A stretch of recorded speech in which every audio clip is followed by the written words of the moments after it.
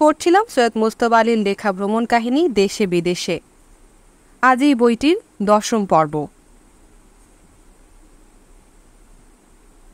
4 দিনের দিন আব্দুর রহমান তার দৈনিক বুলেটিনের এক বিশেষ সংস্করণ প্রকাশ করে খবর জানালো, বাচ্চা মাইল 10 ঘটে গিয়েছে। দিন 10 ভিতর শহরের স্কুল, কলেজ, আপিস, আদালত খুলল। আমানুল্লাহ দম ফেলবার ফুরসত পেলেন, কিন্তু বাচ্চাকে তাড়াতে পেরেও তিনি ভেতরে ভেতরে হার মেনেছেন। দেরেশির আইন নাকচ করে দেওয়া হয়েছে, মেয়ে স্কুল বন্ধ করা হয়েছে, আর রাস্তাঘাট থেকে ফ্রক ব্লাউজ সম্পূর্ণ অদৃশ্য হয়ে গিয়েছে। যেসব মেয়েরা এখন রাস্তায় বেরোন তারা পরেন সেই তাম্বু ধরনের বোরকা। হ্যাট পরার সাহস আর পুরুষ স্ত্রীলোক কারো নেই, হয় পাগড়ি নয় পশমের টুপি। যেসব স্কুল কলেজের ছাত্রেরা এই ডামাডোলের বাজারে পালিয়েছিল তাদের ধরে আনবার কোনো চেষ্টা করা হলো না, করার উপায়ও ছিল না, কারণ পুলিশের দল তখনও ফেরার। আসামি ধরবে কে? মৌলানা বললেন, সব শুদ্ধ মিলিয়ে দেখলে বলতে হবে ভালোই হয়েছে। আমানুল্লাহ যদি এ যাত্রা বেঁচে যান তবে বুঝতে পারবেন যে দেরেশি চাপানো, পর্দা তুলে দেওয়া আর বৃহস্পতিবারে ছুটির দিন করা এই অনুন্নত দেশের সবচেয়ে প্রয়োজনীয় সংস্কার নয়। বাকি রইল শিক্ষা বিস্তার আর শিল্প বাণিজ্যের প্রসার, এবং এ দুটোর বিরুদ্ধে এখনও কেউ কোনো আপত্তি তোলেনি। বিপদ কাটার পর আমানুল্লাহ যদি এই দুটো নিয়ে লেগে যান তবে আর সব আপনার থেকেই হয়ে যাবে। মীর আসলাম এসে বললেন, অবস্থা থেকে বিশেষ ভরসা পাওয়া যাচ্ছে না, শিনওয়ারিরা এখনও মারমুখ হয়ে আছে। আমানুল্লাহর সঙ্গে তাদের সন্ধির কথাবার্তা চলছে। তার ভেতরে দুটো শর্ত হচ্ছে, তুর্কি থেকে কাবুলি মেয়ে ফিরিয়ে আনা আর রানী সুরাইয়াকে তালাক দেওয়া। রানী নাকি বিদেশে পরপুরুষের সঙ্গে অবাধ মেলামেশা করে মান ইজ্জত খুইয়ে এসেছেন। আমরা বললুম, সে কি কথা? সমস্ত পৃথিবীর কোথাও তো রানী সুরাইয়া সম্বন্ধে এরকম বদনাম রটেনি। ভারতবর্ষের লোক পর্দা মানে, তারা পর্যন্ত রানী সুরাইয়ার প্রশংসাভিন্ন নিন্দা করেনি। শিনওয়ারিরা এই আজগুবি খবর পেলে কোত্থেকে, আর রটাচ্ছে কোন লজ্জায়? মীর আসলাম বললেন, শিনওয়ারি মেয়েরা বিনা পর্দায় ক্ষেতের কাজ করে বটে, কিন্তু পরপুরুষের দিকে আর নয়নে তাকালেও তাদের কি অবস্থা হয় সে কথা সকলেই জানে, আমানুল্লাহও জানেন। তবে বলো দেখি, তিনি কোন বুদ্ধিতে সুরাইয়াকে বল নাচে নিয়ে গেলেন? জালালাবাদের মতো জঙ্গলি শহরেও 2-1খানা বিদেশি খবরের কাগজ আসে, তাতে ছবি বেরিয়েছে রানী পরপুরুষের গলা ধরে দাঁড়িয়ে আছেন। সমস্ত ব্যাপারটা যে কতদূর মারাত্মক আমানুল্লাহ এখনও ঠিক বুঝে উঠতে পারেনি। তার মা পেরেছেন, তিনি আমানুল্লাহকে পীড়াপিড়ি করছেন সুরাইয়াকে তালাক দেবার জন্য। রানীমার প্রতি আমার অগাধ ভক্তি। উল্লসিত হয়ে বললুম, রানীমা ফের আসরে নেমেছেন? তাহলে আর ভাবনা নেই, শিনওয়ারি, খুগিয়ানি, বাচ্চা কাচ্চা সবাইকে তিনি 3 দিনের ভেতর চাটনি বানিয়ে দেবেন। মীর আসলাম বললেন, কিন্তু আমানুল্লাহ তার উপদেশে কান দিচ্ছেন না। শুনে অত্যন্ত নিরাশ হলুম। মীর আসলাম যাবার সময় বললেন, তোমাকে একটা প্রাচীন ফার্সি প্রবাদ শিখিয়ে যাই। রাজ্য চালনা হচ্ছে সিংহের পিঠে সওয়ার হয়ে জীবন কাটানো। ভেবেচিন্তেই বললুম, জীবন কাটানো অর্থাৎ সে সিংহের পিঠ থেকে এক মুহূর্তের জন্য নামবার উপায় নেই। যতক্ষণ উপরে আছে সিংহ তোমার কোনো ক্ষতি করতে পারবে না, কিন্তু তোমাকেও অহরহ সজাগ থাকতে হবে। আমানুল্লাহ সন্ধির কথাবার্তা তুলেছেন, অর্থাৎ সিংহের পিঠ থেকে নেবে দুদণ্ড জিরোতে চান। সেটি হবার জো নেই। শিনওয়ারি সিংহ এবার আমানুল্লাহকে গিলে ফেলবে।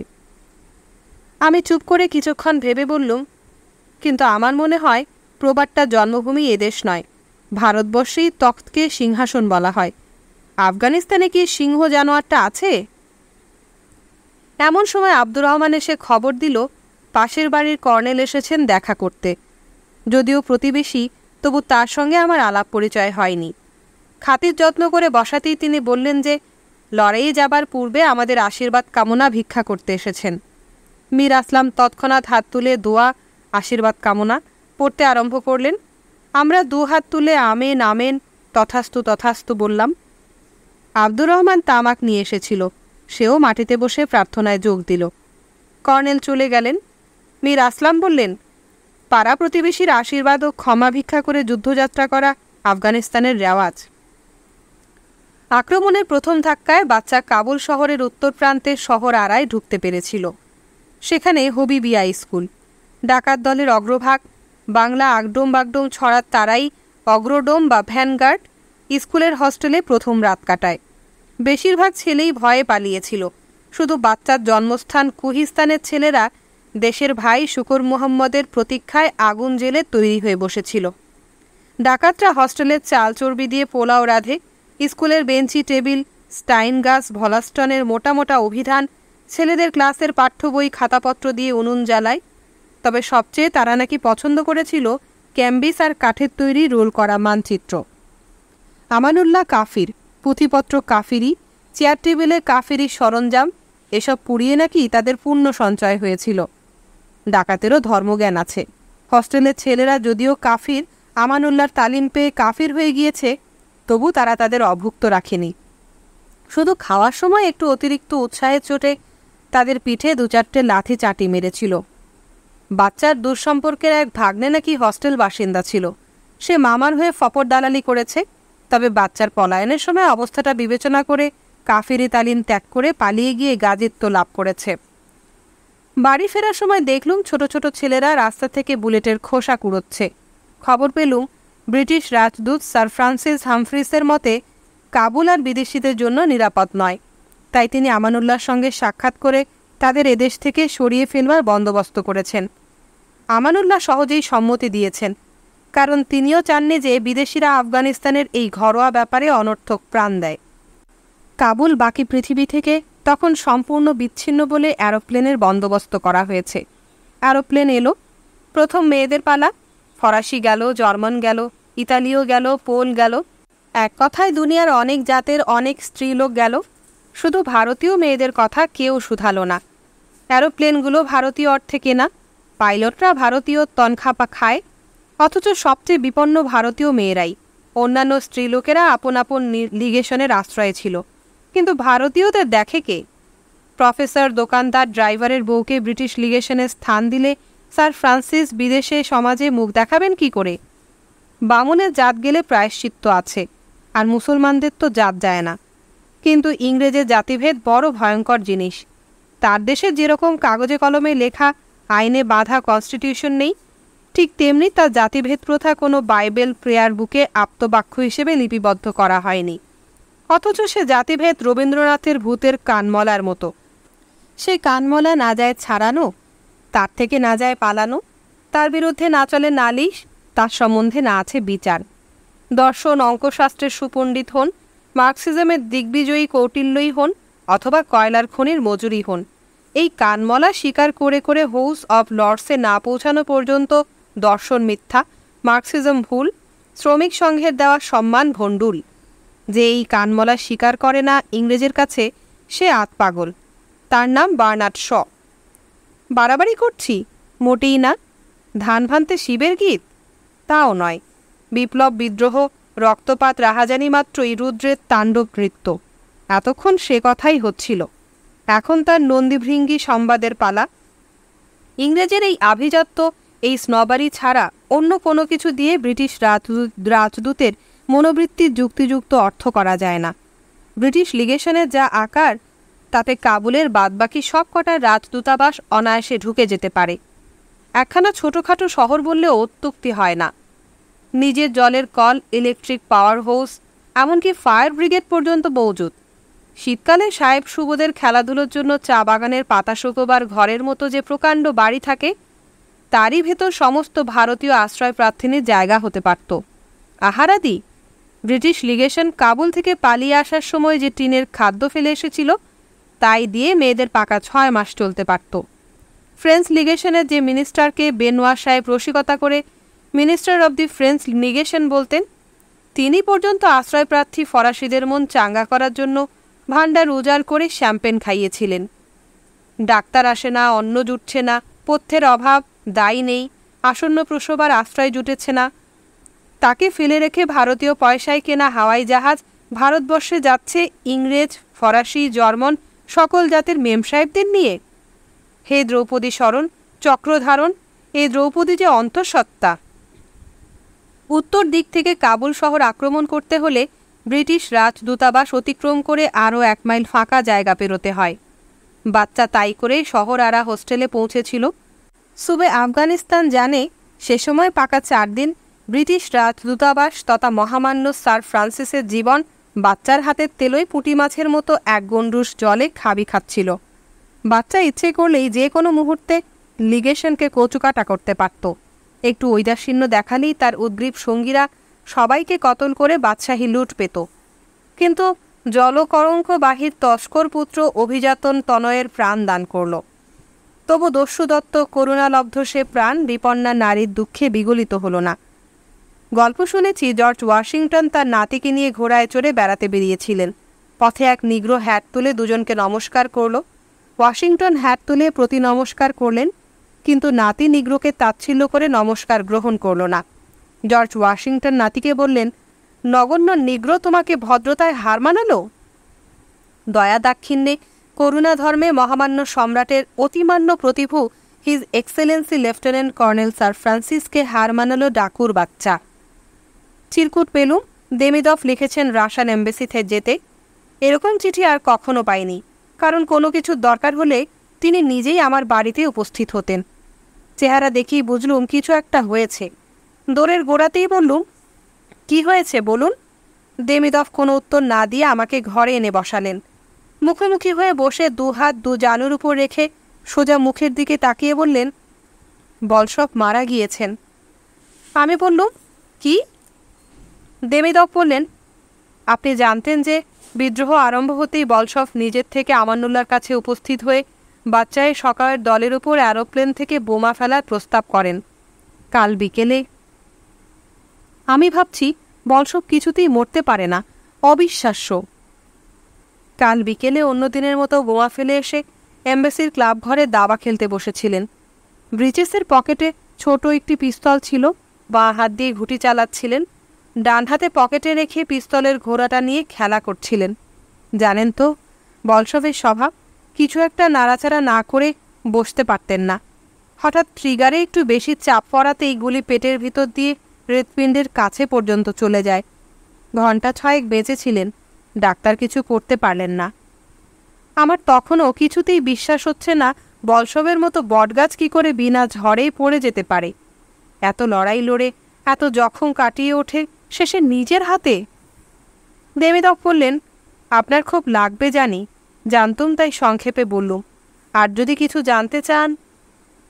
আমি বললুম, না। চলুন দেখতে যাবেন। আমি বললুম, না। বাড়ি যাবার জন্যই উঠলুম। মাদাম তাড়াতাড়ি আমার সামনে পথ বন্ধ করে বললেন, এখানে খেয়ে যান। আমি বললুম, না।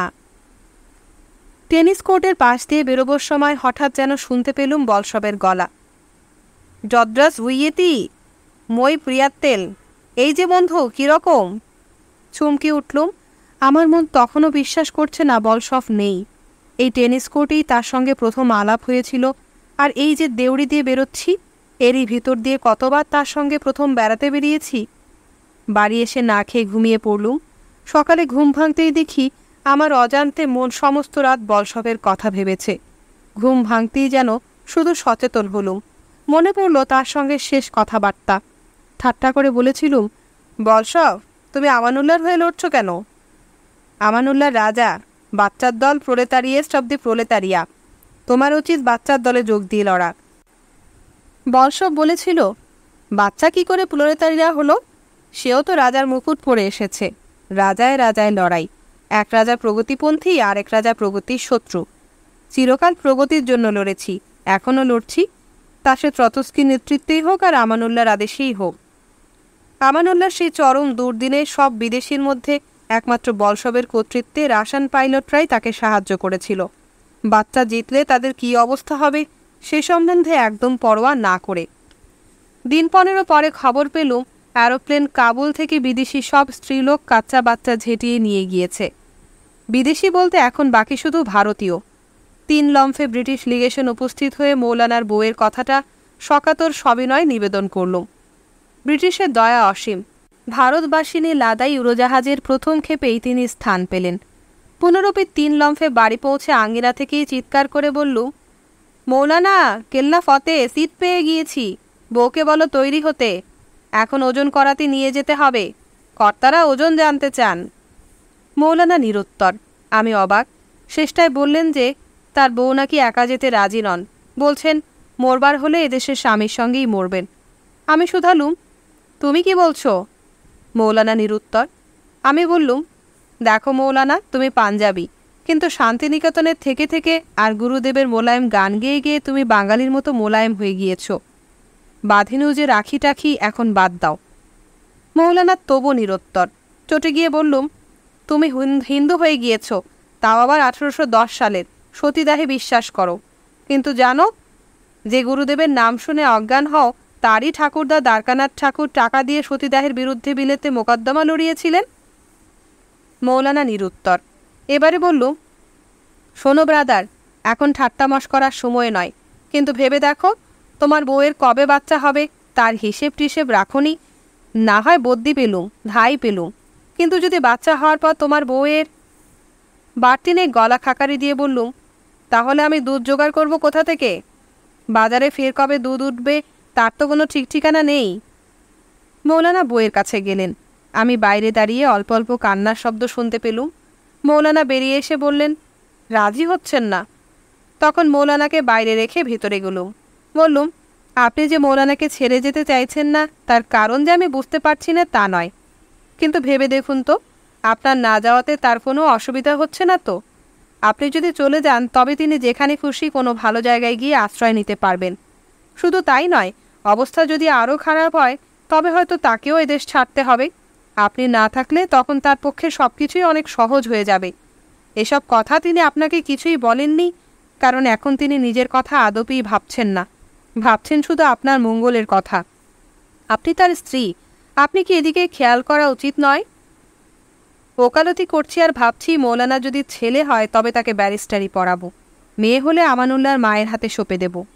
ওষুধ ধরল, ভারত নারী শ্মশান চিকিৎসা স্বামীর স্বার্থের দোহাই পাড়া। পরদিন সকালবেলা মৌলানা বউকে নিয়ে অ্যারোড্রামে গেলেন। বিপদ আপদ হলে আব্দুর রহমানের কাঁধ কাজে লাগবে বলে সেও সঙ্গে গেল। আমি রইলুম বাড়ি পাহারা দিতে।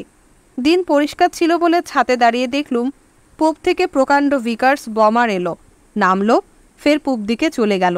মাটিতে আধ ঘন্টার বেশি দাঁড়ায়নি। কাবুল নিরাপদ স্থান নয়। জিয়াউদ্দিন ফিরে এসে মুখ ঝামর করে উপরে চলে গেলেন।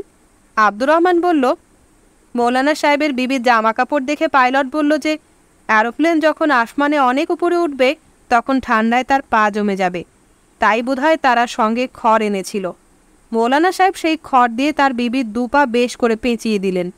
দেখে মনে হলো যেন খড়ে জড়ানো বিলিতি সিরকার বোতল। সব মেয়েদেরই পা একরকম কায়দায় সফর দুরস্ত করতে হলো। আমরা দেউড়িতে দাঁড়িয়ে কথাবার্তা বলছিলুম। এমন সময় আমাদের সামনে দিয়ে একটা মড়া নিয়ে কয়েকজন লোক চলে যাচ্ছে দেখে আব্দুর রহমান হঠাৎ কথাবার্তা বন্ধ করে তাদের সঙ্গে যোগ দিল। ভারবাহীরা আমার প্রতিবেশী কর্নেলের বাড়ির সামনে গিয়ে দাঁড়ালো। আব্দুর রহমান কড়া নাড়ল। দরজা খোলার সঙ্গে সঙ্গে নারী কণ্ঠের তীক্ষ্ণ আর্তক্রন্দনধ্বনি যেন তীরের মতো বাতাস ছিঁড়ে আমার কানে এসে পৌঁছল। মরা দরজা দিয়ে বাড়িতে ঢোকাতে যতক্ষণ সময় লাগলো ততক্ষণ গলার পর গলা সে আর্তনাদে যোগ দিতে লাগলো। চিৎকারে মানুষের বেদনা যেন সপ্তম স্বর্গে ভগবানের পায়ের কাছে পৌঁছতে চাইছে। কান্না যেন হঠাৎ কেউ গলা টিপে বন্ধ করে দিল। মরা বাড়িতে ঢোকানো হয়েছে, দরজা বন্ধ করে দেওয়া হয়েছে। সেই নিস্তব্ধতা তখন যেন আমাকে কান্নার চেয়ে আরও বেশি অভিভূত করে ফেলল। আমি ছুটে গিয়ে মৌলানার ঘরে ঢুকলুম। আব্দুর রহমান এসে খবর দিল কর্নেল লড়াইয়ে মারা গিয়েছেন। মৌলানা দু হাত তুলে দোয়া পড়তে আরম্ভ করলেন। আব্দুর রহমান আর আমি যোগ দিলুম। দোয়া শেষে মৌলানা বললেন, লড়াইয়ে যাওয়ার আগে কর্নেল আমাদের দোয়া মাংতে এসেছিলেন, আমাদের উপর এখন তার হক আছে। তারপর মৌলানা অজু করে কুরআন শরীফ পড়তে আরম্ভ করলেন। দুপুরবেলা মৌলানার ঘরে গিয়ে দেখি কুরআন পড়ে পড়ে তার চেহারাটা অনেকটা শান্ত হয়ে গিয়েছে। আসন্ন প্রসবায় স্ত্রীর বিরহ ও তার সম্বন্ধে দুশ্চিন্তা মন থেকে কেটে গিয়েছে। কর্নেলের প্রতি আমার মনে শ্রদ্ধা জাগল। কোনো কোনো মানুষ মরে গিয়েও অন্যের মনে শান্তির উপলক্ষ হয়ে যান, কিন্তু আমার মনে খেদও রইল।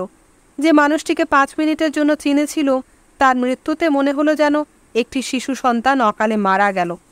আমাদের পরিচয় তার পরিপূর্ণতা পেল না। আফগান প্রবাদ, বাপমা যখন গদগদ হয়ে বলেন আমাদের ছেলে বড় হচ্ছে, তখন এ কথা ভাবেন না যে ছেলের বড় হওয়ার সঙ্গে সঙ্গে তারাও গোড়ের দিকে এগিয়ে চলেছেন। আমানুল্লাহ শুধু তার প্রিয় সংস্কার কর্মের দিকেই নজর রেখেছিলেন। লক্ষ্য করেননি যে সঙ্গে সঙ্গে তার রাজত্বের দিনও ফুরিয়ে আসছে। কিন্তু শুধু আমানুল্লাহকে দোষ দিয়ে লাভ নেই। তার উজির, নাজির, সঙ্গী সাথী ও রাস্তার আর ৫ জন বাচ্চার পালিয়ে যাওয়াতে অনেকটা আশ্বস্ত হয়ে দৈনন্দিন জীবনে ফিরে যাবার চেষ্টাতে ছিল। বাচ্চার আক্রমণের ঠিক ১ মাস পরে, জানুয়ারির কঠোর শীতের মাঝামাঝি, একদিন শরীর খারাপ ছিল বলে লেপ মুড়ি দিয়ে শুয়ে আছি, এমন সময় এক পাঞ্জাবি অধ্যাপক দেখা করতে এলেন। শহর তখন অনেকটা স্বাভাবিক হয়ে এসেছে। দিনের বেলা চলাফেরা করতে বিশেষ বিপদ নেই। জিজ্ঞেস করলেন, খবর শুনেছেন? আমি শুধালুম, কি খবর? বললেন, তাহলে জানেন না, শুনুন। এরকম খবর আফগানিস্তানের মতো দেশেও রোজ রোজ শোনা যায় না। ভোরবেলা চাকর বলল, রাজপ্রাসাদে কিছু একটা হচ্ছে, শহরের বহু লোক সেদিকে যাচ্ছে। গিয়ে দেখি প্রাসাদে আফগানিস্তানের সব উজির, তাদের সহকারী, ফৌজের বড় বড় অফিসার এবং শহরের কয়েকজন মাতব্বর ব্যক্তিও উপস্থিত। সকলের মাঝখানে মুইনুস সুলতানে, ইনায়েতুল্লাহ খান ও তার বড় ছেলে দাঁড়িয়ে আছেন। কিন্তু আশ্চর্য হয়ে দেখি যে শহরের এত বড় মজলিসের মাঝখানে আমানুল্লাহ নেই। কাউকে জিজ্ঞেস করার আগেই এক ভদ্রলোক, খুব সম্ভব রইসি সুরাই, প্রেসিডেন্ট অব দি কাউন্সিল হবেন, একখানা ফরমান পড়তে আরম্ভ করলেন। দূরে ছিলুম বলে সব কথা স্পষ্ট শুনতে পাইনি, কিন্তু শেষের কথাগুলো পাঠক বেশ জোর দিয়ে চেঁচিয়ে পড়লেন বলে সন্দেহের কোনো অবকাশ রইল না। আমানুল্লাহ সিংহাসন ত্যাগ করেছেন ও বড় ভাই মুইনুস সুলতানে ইনায়েতুল্লাহকে সিংহাসন গ্রহণ করতে অনুরোধ করেছেন। আমি উত্তেজিত হয়ে জিজ্ঞেস করলুম, হঠাৎ কেন, কি হয়েছে? শুনুন, ফরমান পড়া শেষ হলে কাবুলের এক মাতব্বর ব্যক্তি আফগানিস্তানের পক্ষ থেকে ইনায়েতুল্লাহকে সিংহাসন গ্রহণ করতে অনুরোধ করলেন। তখন ইনায়েতুল্লাহ অত্যন্ত শান্ত এবং নির্জীব কণ্ঠে যা বললেন, তার অর্থ মোটামুটি এই দাঁড়ায় যে তিনি কখনো সিংহাসনের লোভ করেননি। 10 বৎসর পূর্বে যখন নসরুল্লাহ আমানুল্লাহর রাজ্য নিয়ে প্রতিদ্বন্দ্বিতা হয়, তখন তিনি অযথা রক্তক্ষয়ের সম্ভাবনা দেখে আপন অধিকার ত্যাগ করেছিলেন। অধ্যাপক দম নিয়ে বললেন, তারপর ইনায়েতুল্লাহ যা বললেন সে অত্যন্ত খাঁটি কথা। বললেন, দেশের লোকের মঙ্গল চিন্তা করেই আমি একদিন ন্যায্য সিংহাসন গ্রহণ করিনি। আর যদি দেশের লোক মনে করেন যে আমি সিংহাসন গ্রহণ করলে দেশের মঙ্গল হবে, তবে আমি শুধু সেই কারণেই সিংহাসন গ্রহণ করতে রাজি আছি। আমি বললুম, কিন্তু আমানুল্লাহ? অধ্যাপক বললেন, তখন খবর নিয়ে শুনলুম আমানুল্লাহর ফৌজ কাল রাত্রে লড়াইয়ে হেরে গিয়ে পালিয়েছে। খবর ভোরের দিকে আমানুল্লাহর কাছে পৌঁছয়। তিনি তৎক্ষণাৎ ইনায়েতুল্লাহকে ডেকে সিংহাসন নিতে আদেশ করেন। ইনায়েত নাকি অবস্থাটা বুঝে প্রথমটায় রাজি হননি। তখন নাকি আমানুল্লাহ তাকে পিস্তল তুলে ভয় দেখালে পর তিনি রাজি হন। আমানুল্লাহ ভোরের দিকে মোটরে করে কান্দাহার রওনা হয়েছেন। যাবার সময় ইনায়েতুল্লাহকে আশ্বাস দিয়ে গিয়েছেন, পিতৃপিতামহের দুররানি ভূমি কান্দাহার তাকে নিরাশ করবে না। তিনি শীঘ্রই ইনায়েতুল্লাহকে সাহায্য করার জন্য সৈন্য নিয়ে উপস্থিত হবেন। আমানুল্লাহ তাহলে শেষ পর্যন্ত পালালেন। চুপ করে অবস্থাটা হৃদয়ঙ্গম করার চেষ্টা করতে লাগলুম। অধ্যাপক হেসে বললেন, আপনি তো টেনিস খেলায় ইনায়েতুল্লাহর পার্টনার হন। শুনেছি তিনি তার বিরাট বপু নাড়াচাড়া করতে পারেন না বলে আপনি কোর্টের 12 আনা জমি সামলান। এইবার আপনি আফগানিস্তানের 12 আনা না হোক, অন্তত 2-4 আনা চেয়ে নিন। আমি বললুম, তা তো বটেই, কিন্তু বাচ্চার বুলেটের অন্তত 2-4 আনা ঠেকাবার ভার তাহলে আমার উপর পড়বে না তো? অধ্যাপক বললেন, তবা তবা, বাচ্চা এখন আর লড়বে কেন বলুন? তার কাছে ইত্যবসরে শোর বাজারের হজরত আর সর্দার ওসমান খান ইনায়েতুল্লাহর পক্ষ থেকে খবর নিয়ে গিয়েছেন যে কাফির আমানুল্লাহ যখন সিংহাসন ত্যাগ করে পালিয়েছে, তখন আর যুদ্ধবিগ্রহ করার কোনো অর্থ হয় না। বাচ্চা যেন বাড়ি ফিরে যান, তার সঙ্গে ইনায়েতুল্লাহর কোনো শত্রুতাই নেই। অধ্যাপক চলে গেলে পর আমি বাড়ি থেকে বেরিয়ে আর্কের দিকে চললুম। এবারে শহরের দৃশ্য আরও অদ্ভুত। বাচ্চার প্রথম ধাক্কার পর তবু কাবুল শহরের রাজা ছিলেন। তিনি দুর্বল না সবল সাধারণ লোকে জানত না বলে রাজদণ্ডের মর্যাদা তখনও কিছু কিছু ছিল, কিন্তু এখন যেন আকাশে বাতাসে অরাজকতার বিজয় লাঞ্ছন অঙ্কিত। যারা রাস্তা দিয়ে চলেছে তারা স্পষ্টত কাবুল বাসিন্দা নয়। তাদের চোখে মুখে হত্যা লুণ্ঠনের প্রতীক্ষা আর লুক্কায়িত নয়। এরা সব দল বেঁধে চলেছে। কেউ কোথাও একবার আরম্ভ করলে এদের আর ঠেকানো যাবে না। ঘণ্টাখানেক ঘোরাঘুরি করলুম, কিন্তু একটিমাত্র পরিচিত লোককেও দেখতে পেলুম না। তখন ভালো করে লক্ষ্য করলুম যে প্রায় সবাই দল বেঁধে চলেছে। ভিখারি আতুর ছাড়া একলা একলি আর কেউ বেরোয়নি। খাঁটি খবর দিতে পারে এমন একটি লোক পেলুম না। আভাসে আন্দাজে বুঝলুম ইনায়েতুল্লাহ আর্কের ভিতর আশ্রয় নিয়ে দুর্গ বন্ধ করেছেন।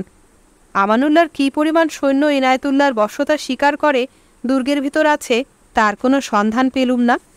দোস্ত মুহাম্মদ আমানুল্লাহর হয়ে লড়তে গিয়েছেন জানতুম, তাই 1 মাস ধরে তার বাড়ি বন্ধ ছিল। ভাবলুম এবার হয়তো ফিরেছেন, কিন্তু সেখানে গিয়েও নিরাশ হতে হলো। বাড়ি ফিরে দেখি মৌলানা তখনও আসেননি, তাই পাকাপাকি খবরের সন্ধানে মীর আসলামের বাড়ি গেলুম। বুড়ো আবার সেই পুরনো কথা দিয়ে আরম্ভ করলেন, যখন কোনো দরকার নেই তখন এই বিপজ্জনক অবস্থায় ঘোরাঘুরি করি কেন? আমি বললুম, সামলে কথা বলবেন স্যার, জানেন বাচ্চা আমার পার্টনার, 4টিখানি কথা নয়। আপনার কি চাই বলুন, যা দরকার বাচ্চাকে বলে করিয়ে দেব। মীর আসলাম অনেকক্ষণ ধরে হাসলেন, তারপর বললেন, ফার্সিতে একটা প্রবাদ আছে জানো, রাজত্ব বধূরে যেই করে আলিঙ্গন, তীক্ষ্ণ ধার অসি পড়ে সে দেয় চুম্বন। কিন্তু তোমার বাচ্চা অদ্ভুত। সাধারণ বাচ্চা কামান বন্দুক চালিয়ে অন্ততপক্ষে পিস্তলের ভয় দেখিয়ে সিংহাসন দখল করে। তোমার বাচ্চা ইনায়েতুল্লাহ পিস্তলের ভয় পেয়ে কাঁপতে কাঁপতে সিংহাসনের উপরে গিয়ে বসলেন। আমি বললুম, কিন্তু দেখুন, শেষ পর্যন্ত সিংহাসনে যার হক ছিল তিনিই বাদশাহ হলেন। কাবুলের লোকজন তো আর ভুলে যায়নি যে ইনায়েতুল্লাহ শহীদ বাদশাহ হবিবুল্লাহর বড় ছেলে। মীর আসলাম বললেন, সে কথা ঠিক, কিন্তু হকের এত মাল এত দেরিতে পৌঁছেছে যে এখন সে মালের ওপর আর 5 জনের নজর পড়ে গিয়েছে। শুনেছ বোধহয় শোরবাজারের হজরত বাচ্চাকে ফেরাতে গিয়েছেন। তোমার কি মনে হয়? আমি বললুম, ইনায়েতুল্লাহ তো আর কাফির নন, বাচ্চা ফিরে যাবে। মীর আসলাম বললেন, শোরবাজারের হজরতকে তো চেনো না, তাই এ কথাটা বললে। তিনি আফগানিস্তানের সবচেয়ে বড় মোল্লা। আমানুল্লাহ বিদ্রোহের গোড়ার দিকেই তাকে জেলে পুড়েছিলেন, সাহস সঞ্চয় করে ফাঁসি দিতে পারেননি। আজ শোরবাজার স্বাধীন, কিন্তু ইনায়েতুল্লাহ বাদশাহ হলে তার কী লাভ? আজ না হয় তিনি বিপদে পড়ে শোরবাজারের হাতে পায়ে ধরে তাকে দূত করে পাঠিয়েছিলেন, কিন্তু বাচ্চা যদি ফিরে যায় তবে 2 দিন বাদে তার শক্তি বাড়বে। সিংহাসন কায়েম হওয়ায় বসার পর তিনি আর শোরবাজারের দিকে ফিরেও তাকাবেন না। রাজার ছেলে রাজা হলেন, তিনি রাজত্ব চালাতে জানেন, শোরবাজারকে দিয়ে তার কী প্রয়োজন? পক্ষান্তরে বাচ্চা যদি ইনায়েতুল্লাহকে তাড়িয়ে দিয়ে রাজা হতে পারে তবে তাতে শোরবাজারের লাভ। বাচ্চা ডাকাত, সে রাজ্য চালনার কি জানে? যে মোল্লাদের উৎসাহে বাচ্চা আজ লড়ছে, সেই মোল্লাদের মুকুটমণি শোরবাজার তখন রাজ্যের কর্ণধার হবেন। কিন্তু তার চেয়েও বড় কারণ রয়েছে, বাচ্চা কেন ফিরে যাবে না? তার যেসব সঙ্গী সাথী এই 1 মাস ধরে বরফের উপর কখনো দাঁড়িয়ে কখনো শুয়ে লড়ল, বাচ্চা তাদের শুধু হাতে বাড়ি ফেরাবে কি করে? কাবুল লুটের লালসা দেখিয়েই তো বাচ্চা তাদের আপন ঝান্ডার তলায় জড়ো করেছে। আমি বললুম, বা আপনি তো সেদিন বললেন বাচ্চা মহল্লা সর্দারদের কথা দিয়েছে যে কাবুলিরা যদি আমানুল্লাহর হয়ে না লড়ে তবে সে কাবুল লুট করবে না। মীর আসলাম বললেন, এরই নাম রাজনীতি। ইংরেজ যেরকম লড়াইয়ের সময় আরবদের বলল তাদের প্যালেস্টাইন দেবে, ইহুদিদের বলল তাদেরও দেবে। বাড়ি ফিরে এসে দেখি পাঞ্জাবি অধ্যাপকরা দল বেঁধে মৌলানাকে বাড়ি পৌঁছে দিতে এসে আড্ডা জমিয়েছেন। আমাকে নিয়ে অনেক অনেক হাসি ঠাট্টা করলেন। কেউ বললেন, দাদা আমার 6 মাসের ছুটির প্রয়োজন। কেউ বললেন, 5 বছর ধরে প্রমোশন পাইনি, বাদশাকে সেই কথাটা স্মরণ করিয়ে দেবেন। মৌলানা আমার হয়ে উত্তর দিয়ে বললেন, স্বপ্নেই যদি পোলাও খাবেন তবে ঘি ঢালতে কঞ্জুসি করছেন কেন? যা চাইবা দরাজ দিলে চেয়ে নিন। দেখলুম এদের সকলেরই বিশ্বাস বাচ্চার শুধু হাতে বাড়ি ফিরে যাবে আর কাবুলে ফের হারুনুর রশিদের রাজত্ব কায়েম হবে। সন্ধ্যার দিকে আব্দুর রহমান বুলেটিন ঝেড়ে গেল, বাচ্চা ফিরতে নারাজ, বলছে যে তাজ 5 জন আমাকে পড়িয়েছেন সে তাজ আমার শিরোধার্য। বলল, মীর আসলাম ঠিকই বলেছেন, রাজা হওয়ার অর্থ সিংহের পিঠে সওয়ার হওয়া, একবার চড়লে আর নাম্বার উপায় নেই। সে রাত্রে বাড়িতে ডাকু হানা দিল। আব্দুর রহমান তার রাইফেল ব্যবহার করতে পেয়ে যত না গুলি ছুড়ল তার চেয়ে আনন্দে লাফালো বেশি। ফিজকে ডাকাতি হবে। আব্দুর রহমানের রণনাদ শুনে পালালো। আব্দুর রহমান তার বুলেটিনের মাল মশলা সংগ্রহ করে দেউড়িতে দাঁড়িয়ে, রাস্তা দিয়ে যে যায় তাকেই ডেকে পই পই করে নানা রকম প্রশ্ন জিজ্ঞেস করে। আমানুল্লাহ চলে যাওয়ায় তার শেষ ভয় ডর কেটে গিয়েছে। তবে এখন বাচ্চায় সকাও না বলে সম্মান ভরে হবিবুল্লাহ খান বলে। দুপুরবেলার বুলেটিনের খবর ইনায়েতুল্লাহ খান আর্ক দুর্গের ভিতর বসে আমানুল্লাহর কাছ থেকে সাহায্যের প্রতীক্ষা করছেন। বাচ্চা তাকে আত্মসমর্পণ করতে আদেশ দিয়েছে, না হলে সে কাবুল শহরের কাউকে জ্যান্ত রাখবে না, ঘরবাড়ি পুড়িয়ে দেবে। ইনায়েতুল্লাহ উত্তর দিয়েছেন, কাবুলবাসীদের প্রচুর রাইফেল আর অপর্যাপ্ত বুলেট আছে, তাই দিয়ে তারা যদি আত্মরক্ষা না করতে পারে তবে এসব ভেড়ার পালের মরাই ভালো। মৌলানা বললেন, বাচ্চা এখন আর কাবুলের মহল্লার সর্দারদের কেয়ার করে না। তারপর আব্দুর রহমানকে পার্লামেন্টারি কায়দায় সাপ্লিমেন্টারি শুধালেন, আর কি পরিমাণ খাদ্যদ্রব্য আছে, সৈন্যরা টিকতে পারবে কতদিন? আব্দুর রহমান কাঁচা ডিপ্লোমেট, নোটিশের হুমকি দিল না, বলল, অন্তত 6 মাস। তৃতীয় দিনের বুলেটিন, বাচ্চা বলেছে ইনায়েতুল্লাহ যদি আত্মসমর্পণ না করেন তবে যেসব আমির ওমরা সেপাই শান্ত্রী তার সঙ্গে আর কি আশ্রয় নিয়েছেন তাদের স্ত্রী পুত্র পরিবারকে সে খুন করবে। ইনায়েতুল্লাহ উত্তর দিয়েছে, কোচ পরোয়া নেই। ফালতু প্রশ্ন, বাচ্চা দুর্গ আক্রমণ করছে না কেন? অবজ্ঞাসূচক উত্তর, রাইফেলের গুলি দিয়ে পাথরের দেয়াল ভাঙা যায় না। সে সন্ধ্যায় ব্রিটিশ লিগেশনের এক কেরানি প্রাণের ভয়ে আমার বাড়িতে আশ্রয় নিলেন। শহরে এসেছিলেন কি কাজে? বাচ্চার ফৌজ দলে দলে শহরে ঢুকেছিল বলে লিগেশনে ফিরে যেতে পারেননি। রাত্রে তার মুখে শুনলাম যে দুর্গের ভিতরে বন্ধ আমির ওমরাদের স্ত্রী পুত্র পরিবার দুর্গের বাইরে, ইনায়েতুল্লাহর পরিবার দুর্গের ভিতরে। আমিরগণ ও বাদশাহের স্বার্থ এখন আর সম্পূর্ণ এক নয়। আমিরগণ তাদের পরিবার বাঁচাবার জন্য আত্মসমর্পণ করতে চান। ইনায়েতুল্লাহ নাকি নিরাশ হয়ে বলেছেন, যেসব আমির ওমরাদের অনুরোধে তিনি অনিচ্ছায় রাজা হয়েছিলেন তাদের ইচ্ছার বিরুদ্ধে এখন তিনি আর দুর্গ রক্ষা করতে রাজি নন। আব্দুর রহমান সভাস্থলে উপস্থিত ছিল, বলল, আমি শুনেছি সেপাইরা দুর্গ রক্ষা করতে রাজি, যদিও তাদের পরিবার দুর্গের বাইরে। তারা বলছে, বউ বাচ্চা যান আমানত দিয়ে তো আর ফৌজে ঢুকিনি। ভয় পেয়েছেন অফিসার আর আমির ওমরাদের দল। কেরানি বললেন, আমিও শুনেছি, কিন্তু কোনটা খাঁটি কোনটা ঝুটা বুঝবার উপায় নেই। মোদ্দা কথা, ইনায়েতুল্লাহ সিংহাসন ত্যাগ করতে তৈরি, তবে তার শর্ত কোনো তৃতীয় পক্ষ যেন তাকে আর তার পরিবারকে নিরাপদে আফগানিস্তানের বাইরে নিয়ে যাবার জিম্মাদারি নেন। স্যার ফ্রান্সিস রাজি হয়েছেন।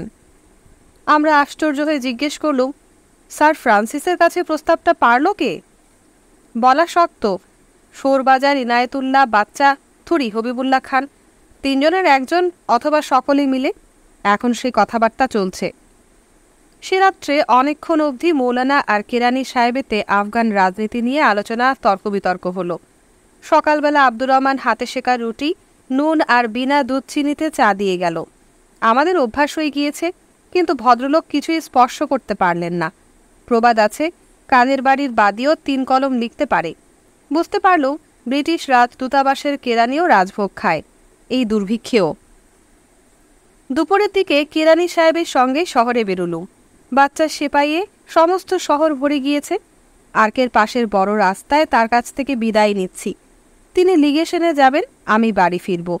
এমন সময় বলা নেই কওয়া নেই একসঙ্গে শখানেক রাইফেল আমাদের চারপাশে গর্জন করে উঠল। সঙ্গে সঙ্গে দেখি রাস্তায় লোকজন বাহ্যজ্ঞান শূন্য হয়ে যে যেদিকে পারে সেদিকে ছুটছে, আশ্রয়ের সন্ধানে নিশ্চয়ই, কিন্তু কে কোন দিকে যাচ্ছে তার প্রতি লক্ষ্য না করে। চতুর্দিকে বাচ্চার ডাকাত, তাই সবাই ছুটেছে দিশেহারা হয়ে। বাচ্চার প্রথম আক্রমণের দিনে শহরে যা দেখেছিল তার সঙ্গে এর তুলনা হয় না। সেদিনকার কাবুলি ভয় পেয়েছিল যেন বাঘের ডাক শুনে। এবারকার ত্রাস হঠাৎ বাঘের থাবার সামনে পড়ে যাবার।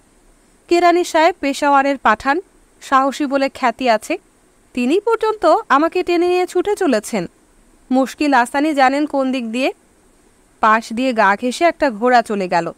নয়ন জুড়েতে পড়তে পড়তে তাকিয়ে দেখি ঘোড়সওয়ারের পা জিনের পাদানে বেঁধে গিয়ে মাথা নিচের দিকে ঝুলছে, আর ঘোড়ার প্রতি গ্যালপের সঙ্গে সঙ্গে মাথা রাস্তার সানে ঠোক্কর খাচ্ছে। ততক্ষণে রাস্তার সুরিয়ালিস্টিক ছবিটার এলোপাথারি দাগ আমার মনে কেমন যেন একটা আবছা অর্থ এনে দিয়েছে। কেরানি সাহেবের হাত থেকে হ্যাঁচকার টান দিয়ে নিজেকে খালাস করে দাঁড়িয়ে গেলুম। ছবিটার যে জিনিস আমার অবচেতন মনে ততক্ষণে লক্ষ্য করে একটা অর্থ খাড়া করেছে, সে হচ্ছে যে ডাকোরা কাউকে মারার মতলবে, কোনো কাতলে আম বা পাইকারি কচু কাটার তালে নয়, তারা গুলি ছুটছে আকাশের দিকে। কেরানি সাহেবের দৃষ্টিও সেদিকে আকর্ষণ করল।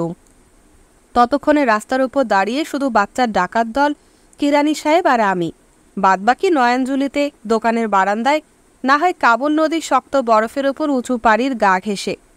3-4 মিনিট ধরে গুলি চলল। আমরা কানে আঙুল দিয়ে দাঁড়িয়ে রইলুম। তারপর আমরা সবাই এক একজন করে আশ্রয়স্থল থেকে বেরিয়ে এলাম। ডাকাতের দল ততক্ষণে হা হা করে হাসতে আরম্ভ করেছে। তাদের সাদিয়ানা শুনে কাবুলের লোক একরকম ধারা ভয় পেয়ে গেল। কিসের সাদিয়ানা জানো না খবর? ইনায়েতুল্লাহ তখ ছেড়ে দিয়ে হাওয়াই জাহাজে করে হিন্দুস্তান চলে গিয়েছেন। তাই বাদশাহ হবিবুল্লাহ খান হুকুম দিয়েছেন রাইফেল চালিয়ে সাদিয়ানা বা বিজয়োল্লাস প্রকাশ করার জন্য। জিন্দাবাদ বাদশাহ গাজী হবিবুল্লাহ খান। পর্বত দেশে নতুন দলপতি উদুখালে বসলে নরবলি করার প্রথা আছে। আফগানিস্তানে এরকম প্রথা থাকার কথা নয়, তবু অনিচ্ছায় গোটা পাঁচেক নরবলি হয়ে গেল। সাদিয়ানার হাজার হাজার বুলেট আকাশ থেকে নামার সময় যাদের মাথায় পড়ল, তাদের কেউ কেউ মরল কোনো মীর আসলামী পাগড়ি মাথায় পেঁচানো ছিল না বলে। পাগড়ি নিয়ে হেলাফেলা করতে নেই। গরিব আফগানের মামুলি পাগড়ি নিয়ে টানা হ্যাচড়া করতে গিয়ে আমানুল্লাহর রাজমুকুট খসে পড়ল। ডাকাত সেটা কুড়িয়ে নিয়ে মাথায় পড়ল। মোল্লারা আশীর্বাদ করলেন। পরদিন ফরমান বেরোলো, তার মূল বক্তব্য আমানুল্লাহ কাফির, কারণ সে ছেলেদের এলজাবরা শেখাতো, ভূগোল পড়াতো, বলতো পৃথিবী গোল। বিংশ শতাব্দীতে এরকম ফরমান বেরোতে পারে সে কথা কেউ সহজে বিশ্বাস করবেন না। কিন্তু বাচ্চার মতো ডাকাত যখন তখতনসীন হতে পারে, তখন এরকম ফরমান আর অবিশ্বাস করার কোনো উপায় থাকে না। শুধু তাই নয়, ফরমানের তলায় মোল্লাদের সই ছাড়াও দেখতে পেলুম সই রয়েছে আমানুল্লাহর মন্ত্রীদের।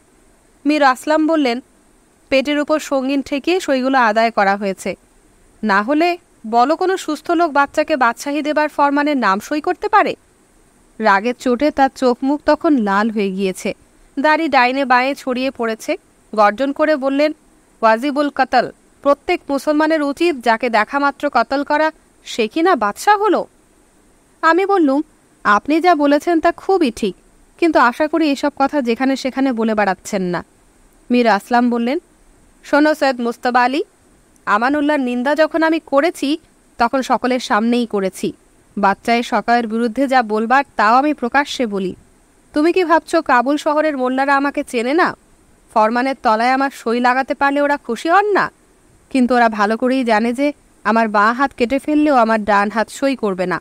ওরা ভালো করেই জানে যে আমি ফতোয়া দিয়ে বসে আছি, বাচ্চায় সকা ওয়াজিবুল কাতল অবশ্যবদ্ধ। মীর আসলাম চলে যাওয়ার পর মৌলানা বললেন, যতদিন আফগানিস্তানে মীর আসলামের মতো একটি লোকও বেঁচে থাকবেন, ততদিন এদেশের ভবিষ্যৎ সম্বন্ধে নিরাশ হওয়ার কোনো কারণ নেই। আমি সায় দিয়ে বললুম, হক কথা, কিন্তু আমাদের ভবিষ্যতের ভাবনা এই বেলা একটু ভেবে নিলে ভালো হয় না? দুজনে অনেকক্ষণ ধরে ভাবলুম, কখনো মুখ ফুটে, কখনো যার যার আপন মনে। বিষয়, বাচ্চা তার ফরমানে আমানুল্লাহ যে কাফি সে কথা সপ্রমাণ করে বলেছে, এবং যেসব দেশি বিদেশি মাস্টার প্রফেসর আমানুল্লাহকে এসব কর্মে সাহায্য করত তাদের ডিসমিস করা হলো, স্কুল কলেজ বন্ধ করে দেওয়া হলো। শেষটায় মৌলানা বললেন, অত ভেবে কদ্দু হবে, আমরা ছাড়া আরও লোকও তো ডিসমিস হয়েছে, দেখাই যাক না তারা কি করে। মৌলানার বিশ্বাস 10টা গাধা মিললে একটা ঘোড়া হয়, কিন্তু এসব নিতান্ত ব্যক্তিগত কথা। আবু হোসেন নাটক যারা দেখেছেন তারা হয়তো ভাবছেন যে কাবুলে তখন জোর রগর, কিন্তু ভবিষ্যতের ভাবনায় তখন আমির ফকির সকলেরই রসকস কাবুল নদীর জলের মতো জমে গিয়ে বরফ হয়ে গিয়েছে। বাচ্চাও শহরবাসীকে সন্দেহের দোদুল দোলায় বেশিক্ষণ দোলালো না। হুকুম হলো, আমানুল্লাহর মন্ত্রীদের ধরে নিয়ে এসো আর তাদের বাড়ি লুট করো। সে লুট কিস্তিতে কিস্তিতে হলো। বাচ্চার খাস পেয়াদারা প্রথম খবর পেয়েছিল বলে তারা প্রথম কিস্তিতে টাকা পয়সা, গয়নাগাটি, দামি টুকিটাকি ছো মেরে নিয়ে গেল। দ্বিতীয় কিস্তিতে সাধারণ ডাকাতরা আসবাবপত্র, কার্পেট, বাসনকোসন, জামাকাপড় বেছে বেছে নিয়ে গেল। তৃতীয় কিস্তিতে আর সব ঝড়ের মুখে উড়ে গেল। শেষটায় রাস্তার লোক কাঠের দরজা জানালা পর্যন্ত ভেঙে নিয়ে গিয়ে শীত ভাঙালো। মন্ত্রীদের খালি পায়ে বরফের উপর দাঁড় করিয়ে হরেক রকম সম্ভব অসম্ভব অত্যাচার করা হলো গুপ্তধন বের করবার আশায়। তার বর্ণনা শুনে কাবুলের লোক পর্যন্ত শিউরে উঠেছিল। মৌলানার আমি শুধু মুখ চাওয়াচই করেছিলুম। তারপর আমানুল্লাহর ইয়ারবুকশি ফৌজের অফিসারদের পালা। বন্ধ দৌড় জানলা ভেদ করে গভীর রাত্রে চিৎকার আসতো, ডাকু পড়েছে। সে আবার সরকারি ডাকু, তার সঙ্গে লড়াই করবার উপায় নেই, তার হাত থেকে পালাবার পথ নেই। কিন্তু অভ্যাস হয়ে গেল। রাস্তার উপর শীতে জমে যাওয়া রক্ত, উলঙ্গ মরা, রাত্রে ভীত নরনারীর আর্তচিৎকার, সবই সহ্য হয়ে গেল। কিন্তু আশ্চর্য, অভ্যাস হলো না শুধু শুকনো রুটি, নুন আর বিনা দুধ চিনিতে চা খাওয়ার। মায়ের কথা মনে পড়ল। তিনি একদিন বলেছিলেন, চা বাগানের কুলিরা যে প্রচুর পরিমাণে বিনা দুধ চিনিতে লিকার খায়, সে পাত্রের তৃপ্তির জন্য নয়, ক্ষুধা মারাবার জন্য। দেখলুম অতি সত্যি কথা, কিন্তু শরীর অত্যন্ত দুর্বল হয়ে পড়ে। কাবুলে ম্যালেরিয়া নেই, থাকলে তারপর চা বাগানের কুলিরা যা হয় আমারও তাই হতো, এবং তার পরমাগতি কোথায় বাঙালিকে বুঝিয়ে বলতে হয় না। মৌলানাকে জিজ্ঞেস করলুম, না খেতে পেয়ে বুলেট খেয়ে ম্যালেরিয়ায় ভুগে এ 3 মার্গের ভিতর মরার পক্ষে কোনটা প্রশস্ততম বলতো? মৌলানা কবিতা আওড়ালেন আরেক মৌলানা কবি সাদির। চু নাহঙ্গে রফতন কোন জানে পাক, চিলবার তখত মুর্দাত চিবর সরে খাক। পরমায়ু যবে প্রস্তুত হয় মহাপ্রস্থান্তরে, একই মৃত্যু সিংহাসনেতে অথবা ধুলির পরে। বাচ্চার ফরমান জারির দিন 7 পরে ভারতীয়, ফরাসি, জার্মান শিক্ষক অধ্যাপকেরা এক ঘরোয়া সভায় স্থির করলেন স্যার ফ্রান্সিসকে তাদের দুরবস্থা নিবেদন করে হাওয়াই জাহাজে করে ভারতবর্ষে যাওয়ার জন্য বন্দোবস্ত ভিক্ষা করা। অধ্যাপকেরা বললেন, কাবুল থেকে বেরোবার রাস্তা চতুর্দিকে বন্ধ। স্যার ফ্রান্সিস বললেন, হ্যাঁ। অধ্যাপকেরা নিবেদন করলেন, কাবুলে কোনো ব্যাংক নেই বলে তাদের জমানো যা কিছু সম্বল তা পেশোয়ারে, এবং সে পয়সা আনাবার কোনো উপায় নেই। স্যার ফ্রান্সিস বললেন, অধ্যাপকেরা কাতর অনুনয়ে জানালেন স্ত্রী পরিবার নিয়ে তারা অনাহারে আছেন। সাহেব বললেন, অধ্যাপকেরা মরিয়া হয়ে বললেন, এখানে থাকলে তিলে তিলে মৃত্যু। সাহেব বললেন, একদিকে ফুল্লরার 12 মাসি, অন্যদিকে সাহেবের আ করে বর্ণমালা পাঠ। ক্লাস 6-এর ছেলে আর প্রথম ভাগের খোকাবাবু যেন একই ঘরে পড়াশোনা করছেন। বর্ণমালা যখন নিতান্তই শেষ হয়ে গেল তখন সাহেব বললেন, এখানকার ব্রিটিশ লিগেশন ইংল্যান্ডের ব্রিটিশ সরকারের মুখপাত্র। ভারতবাসীদের সুখ সুবিধে রক্ষণাবেক্ষণের দায়িত্ব ব্রিটিশ লিগেশনের কর্তব্য নয়। আমি যদি কিছু করতে পারি তবে সেটা ফেভার হিসেবে করব, আপনাদের কোনো রাইট নেই। যাত্রাগানে বিস্তর দুর্যোধন দেখেছি। সাহেবের চেহারার দিকে ভালো করে তাকিয়ে দেখি, না, কিছু কিছু গরমিল রয়েছে। দুর্যোধন ফেভার রাইট কোনো হিসেবেই 5খানা গা দিতে রাজি হয়নি। ইনি ফেভারেবল কনসিডারেশন করতে রাজি আছেন। এ অবস্থায় শ্রীকৃষ্ণ হলে হয়তো তিনি বগল বাজিয়ে সুখবর দেবার জন্য পাণ্ডব শিবিরে ছুটে যেতেন, কিন্তু আমার মনে পড়ল যুধিষ্ঠিরের কথা। একটি মিথ্যে কথা বলবার জন্যে তাকে নরক দর্শন করতে হয়েছিল। ভাবলুম, এদিকে দুর্যোধন, ওদিকে বাচ্চাই সকাও, এর মাঝখানে যদি সাহস সঞ্চয় করে একটিবারের মতো এই জীবনে সত্যি কথা বলে ফেলতে পারি, তবে অন্তত একবারের মতো স্বর্গদর্শন লাভ হলে হতেও পারে। বললুম, হাওয়াই জাহাজগুলো ভারতীয় পয়সায় কেনা, পাইলটরা ভারতীয় তানখা খায়, পেশোয়ারের বিমানঘাঁটি ভারতের নিজস্ব। এই অবস্থায় আমাদের কি কোনো হক নেই? ব্রিটিশ লিগেশন যে ভারতীয় অর্থে তৈরি, সাহেব যে ভারতীয় নিমক খান, সে কথা আর ভদ্রতা করে বললুম না। সাহেব ভয়ঙ্কর চটে গেলেন। অধ্যাপকরাও ভয় পেয়ে গেলেন। বুঝলুম, জীবন মরণের ব্যাপার। ভারতীয়রা কোনো গতিতে দেশে ফিরে যেতে পেলে রক্ষা পান। মেহেরবানি হক নিয়ে না হক তর্ক করে কোনো লাভ নেই। বললুম, আমি যা বলেছি সে আমার ব্যক্তিগত মত। আমি নিজে কোনো ফেভার চাইনি, কিন্তু আমার ইচ্ছা অনিচ্ছা যেন আর 5 জনের স্বার্থে আঘাত না করে। এরপর কথা কাটাকাটি করে আর কোনো লাভ নেই। আমার যা বক্তব্য সাহেব পরিষ্কার বুঝতে পেরেছেন, আর সাহেবের বক্তব্য ভারতবাসীর কাছে কিছু নতুন নয়। ফেভার শব্দ দরখাস্তে তিনি যত ইনিয়ে বিনিয়ে লিখতে পারেন, তাকেই আমরা ভারতবর্ষে গেলে 100 বছর ধরে ইংরেজিতে সুপণ্ডিত বলে সেলাম করে আসছি। সেই সন্ধ্যায় খবর পেলুম যেসব ভারতবাসী স্বদেশে ফিরে যেতে চান, তাদের একটা ফিরিস্তি তৈরি করা হয়েছে। সাহেব স্বহস্তে আমার নামে ঠেরা কেটে দিয়েছেন। আব্দুর রহমান এখন শুধু আগুনের তদারকি করে। বাদাম নেই যে খোসা ছাড়াবে, কালি নেই যে জুতো পালিশ করবে, না খেয়ে খেয়ে রোগা হয়ে গিয়েছে। দেখলে দুঃখ হয়। মৌলানা শুতে গিয়েছেন। আব্দুর রহমান ঘরে ঢুকল। আমি বললুম, আব্দুর রহমান, সব দিকে তো ডাকাতের পাল, রাস্তা বন্ধ করে আছে, পানশিরে যাবার উপায় আছে? আব্দুর রহমান আমার 2 হাত আপন হাতে তুলে নিয়ে শুধু চুমো খায় আর চোখে চেপে ধরে, বলে, সেই ভালো হুজুর, সেই ভালো, চলুন আমার দেশে। এরকম শুকনো রুটি আর নুন খেয়ে 2 দিন বাদে আপনি আর বিছানা থেকে উঠতে পারবেন না। তার চেয়ে ভালো খাওয়ার জিনিস আমাদেরই বাড়িতে আছে। কিছু না হোক বাদাম, কিশমিশ, পেস্তা, আঞ্জির, মোলায়েম পনির, আর হুজুর, আমার নিজের 3টে দুম্বা আছে। আর 1টি মাস, জোর 1.5 মাস, তারপর বরফ গলতে আরম্ভ করলেই আপনাকে নদী থেকে মাছ ধরে এনে খাওয়াবো, ভেজে সেকে পুড়িয়ে, যেরকম আপনার ভালো লাগে। আপনি আমাকে মাছের কত গল্প বলেছেন, আমি আপনাকে খাইয়ে দেখাবো। আরামে শোবেন, ঘুমোবেন, জানলা দিয়ে দেখবেন। আব্দুর রহমানকে বাধা দিতে কষ্টবোধ হলো। বেচারি অনেকদিন পর আবার প্রাণ খুলে কথা বলতে আরম্ভ করেছে। পানশিরের পুরনো স্বপ্নে নতুন রং লাগিয়ে আমার চোখে চটক লাগাবার চেষ্টা করছে। তার মাঝখানে ভোরের কাকের কর্কশ কা কা করে তার সুখ স্বপ্ন কেটে ফেলতে অত্যন্ত বাধো ঠেকল। বললুম, না আব্দুর রহমান, আমি যাব না। আমি বলছি তুমি চলে যাও। জানো তো আমার চাকরি গেছে। তোমাকে মাইনে দেবার টাকা আমার নেই। ডাল চাল ফুরিয়ে গিয়ে গমে এসে ঠেকেছে, তাও তো আর বেশি দিন চলবে না। তুমি বাড়ি চলে যাও, খোদা যদি ফের সুদিন করেন তবে আবার দেখা হবে। ব্যাপারটা বুঝতে আব্দুর রহমানের একটু সময় লাগলো। যখন বুঝলো তখন চুপ করে উঠে ঘর থেকে বেরিয়ে গেল। আমারও মন খারাপ হয়ে গেল, কিন্তু করি বা কি?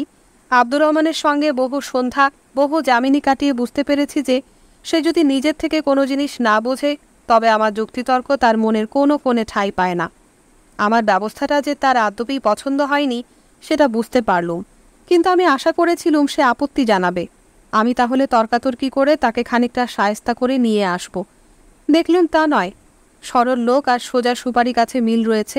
একবার পা হরকালে আপত্তি অজুহাতের শাখা প্রশাখা নেই বলে সোজা ভূমিতলে অবতরণ। খানিকক্ষণ পরে নিজের থেকেই ঘরে ফিরে এলো। মাথা নিচু করে বলল, আপনি নিজের হাতে মেপে সকালবেলা দুমুঠো আটা দেবেন, আমার তাইতেই চলবে।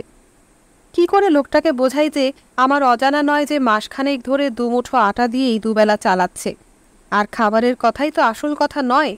আমার প্রস্তাবে যে সে অত্যন্ত বেদনা অনুভব করেছে সেটা লাঘব করি কি করে? যুক্তিতর্ক তো বৃথা। পূর্বেই বলেছি। ভাবলো মৌলানাকে ডাকি, কিন্তু ডাকতে হলো না। আব্দুর রহমান বলল, যখন সব কিছু পাওয়া যেত তখন আমি এখানে যা খেয়েছি আমার বাবা তার শ্বশুর বাড়িতেও সেরকম খায়নি। তারপর বেশ একটু গলা চড়িয়ে বলল, আর আজ কিছু জুটছে না বলে আমাকে খেদিয়ে দিতে চান? আমি কি এতই নিমক হারাম? অনেক কিছু বলল, কিছুটা যুক্তি, বেশিরভাগ জীবন স্মৃতি, অল্প বিস্তর ভৎসনা, সব কিছু ছাপিয়ে অভিমান।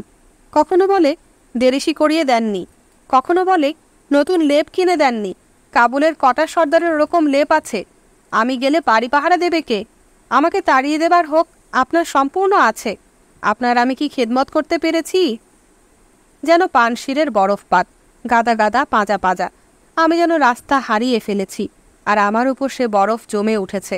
আব্দুর রহমানই আমাদের প্রথম পরিচয়ের দিন বলেছিল তখন নাকি সেই বরফ আস্তরণের ভিতর বেশ ওম বোধ হয়। আমিও আরাম বোধ করলুম, কিন্তু না খেতে পেয়ে আব্দুর রহমানের পানশিরি তাগত মিয়ে গিয়েছে। 7 দিন ধরে বরফ পড়ল না। মিনিট খানেক বর্ষণ করে আব্দুর রহমান থেমে গেল। আমি বললুম, তা তো বটেই, তুমি চলে গেলে আমাকে বাঁচাবে কে? অতটা ভেবে দেখিনি। আব্দুর রহমান তদ্দণ্ডেই খুশ। সরললক্ষ্মী নিয়ে এই হলো মস্ত সুবিধে। তক্ষুনি হাসি মুখে আগুনের তদারকিতে বসে গেল। তারপর মন থেকে যে শেষ গ্লানিটুকু কেটে গিয়েছে সেটা পরিষ্কার বুঝতে পারলুম শুতে যাবার সময়। তোষকের তলায় লেপ বুঝে দিতে দিতে বলল, জানেন সাহেব, আমি যদি বাড়ি চলে যাই তবে বাবা কি করবে? প্রথম আমার কাছ থেকে একটা বুলেটের দাম চেয়ে নেবে, তারপর আমাকে গুলি করে মারবে। কতবার আমাকে বলেছে, তোর মতো হতভাগাকে মারবার জন্য যে গাটের পয়সায় বুলেট কেনে সে তোর চেয়ে হতভাগা। আমি বললুম, ও তাই বুঝি তুমি পানশিরে যেতে চাও না প্রাণের ভয়ে? আব্দুর রহমান প্রথমটায় থতমত খেয়ে গেল, তারপর হাসল। আমারও হাসি পেল যে আব্দুর রহমান এতদিন ধরে শুষ্কং কাষ্ঠং তিষ্ঠতি অগ্রে রূপ ধারণ করে বিরাজ করত আমার আলবাল সিঞ্চনে, সে যে একদিন রসবোধ কিশলয় মুকুলিত হয়ে সরস তরুবর হবে সে আশা করিনি। আব্দুর রহমান একখানা খোলা চিঠি দিয়ে গেল। উপরে আমানুল্লাহর পলায়নের তারিখ, কামরাত বা শিকনত। এতদিন বাদে মনস্কামনা পূর্ণ হয়েছে। আগা আহমদের মাইনের 5 বছরে জমানো 300 টাকা আর তার ভাইয়ের রাইফেল লোপাট মেরে আফ্রিদি মুল্লুকে চললুম। সেখানে গিয়ে পিতৃ পিতামহের ব্যবসা ফাঁদব। শুনতে পাই খাইবার পাসের ইংরেজ অফিসার পাকড়ে পাকড়ে খালাসির পয়সা আদায় করার প্রাচীন ব্যবসা উপযুক্ত লোকের অভাবে অত্যন্ত দুরবস্থায় পড়েছে। কিন্তু আচ্ছা, ইংরেজি জাননেওয়ালা একজন দোভাষীর আমার প্রয়োজন। আমার ইংরেজি বিদ্যে তো জানো। তোমার যদি কিছুমাত্র কাণ্ডজ্ঞান থাকে তবে পত্রপাঠ জলালাবাদের বাজারে এসে আমার অনুসন্ধান করো। মাইনে কাবুলে 1 বছরে যা কামাও আমি 1 মাসে তোমাকে তাই দেব। কাবুলে ডাকাতে চাকর হচ্ছে আমার বেরাদার হয়ে ইমান ইনসাফে কামানো পয়সায় বখরাদার হওয়া ঢের ভালো। আমানুল্লাহ নেই, তবু ফি আমানিল্লাহ। দোস্ত মোহাম্মদ পুনশ্চ আগা আহমদ সঙ্গে আছে, কাঁধে আমানুল্লাহর বিলি করা একখানা উৎকৃষ্ট মাউজার রাইফেল। রাজা হয়ে ভিস্তিওয়ালার ডাকাত ছেলে ইচ্ছা অনিচ্ছায় রাজপ্রাসাদে কি রঙ্গরস করল তার গল্প আস্তে আস্তে বাজারময় ছড়াতে আরম্ভ করল। আধুনিক উপন্যাসে বালিগঞ্জের কাল্পনিক ডাইনিং রুমে পাড়া গিয়ে ছেলে যা করে তারই রাজ সংস্করণ। নতুনত্ব কিছু নেই, তবে একটা গল্প আমার বড় ভালো লাগলো, মৌলানার কপিরাইট। আমানুল্লাহ লন্ডনে 5ম জর্জের সঙ্গে যে রোলস রয়েস চড়ে কুচকাওয়াজ পালা পর্বে যেতেন। রাজা জর্জ সেই বজরার মতো মোটর আমানুল্লাহকে বিদায় ভেট দেন। সেই গাড়ি রাক্ষসের মতো তেল খেত বলে আমানুল্লাহ পালাবার সময় সেখানা কাবুলে ফেলে যান। বাচ্চা রাজা হয়ে বিশেষ করে সেই মোটরই পাঠালো বাস্তু গায়ে বউকে নিয়ে আসবার জন্য। বউ নাকি তখন বাচ্চার মাথায় উকুন বাঁধছিল। সারা গায়ের হুলস্থুলের মাঝখানে বাচ্চার বউ নাকি ড্রাইভারকে বলল, তোমার মনিবকে গিয়ে বলো নিজে এসে আমাকে খচ্চরে বসিয়ে যেন নিয়ে যায়। দিগ্বিজয় করে বুদ্ধদেব তখন কপিলা বস্তু ফিরেছিলেন, তখন যশোধারা এমনি ধারা অভিমান করেছিল।